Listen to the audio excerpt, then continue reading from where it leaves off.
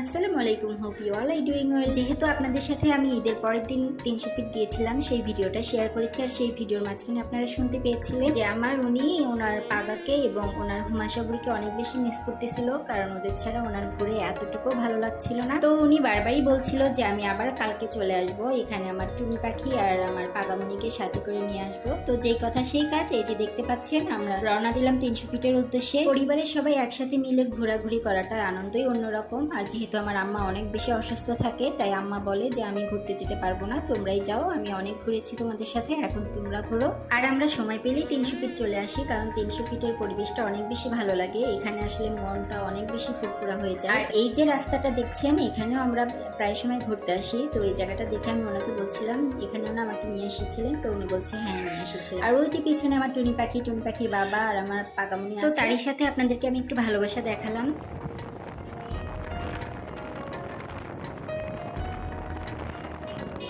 তো এখানে আমরা পাশাপাশি বাইকেই ছিলাম, কিন্তু হঠাৎ করে কখন যে শান্তর বাইকটা প্রথমে চলে গেছে, তো আমরা খেয়াল করতে পারিনি। তো আমি ওনাকে বলছিলাম ওদের বাইক দেখা যাচ্ছে না, একটু বাইকটা থামা, আমার অনেক টেনশন হচ্ছে। আর তখনই বাইক থামিয়ে ওদের সাথে ফোনে কথা বলার পরে জানতে পারলাম ওরা অনেক আগেই সামনে চলে গেছে। হাসে আমার কলজা পানি না, আমি কোয়ারে নিয়ে একটু পর পর দিয়ে কোলেতে পড়া যেতে সাইটাই না টেনে উঠায়। দেখছেন আমার কলজা পানি নেই, আমার বাবু কি হলো, আমার পাখি। আল্লাহ আল্লাহ।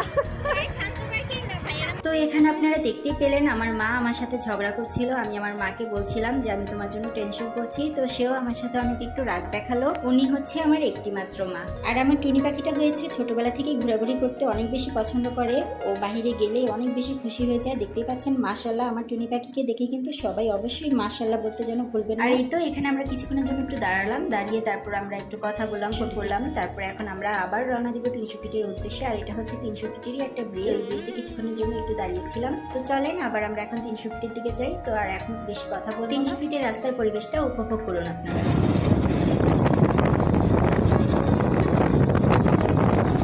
আর এই তো চলেও এসেছি 300 ফিট। খিচুড়ি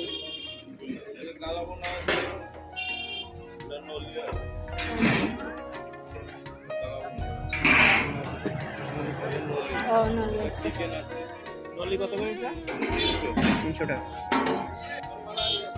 এই মাছ প্রায় আস্ত মাছ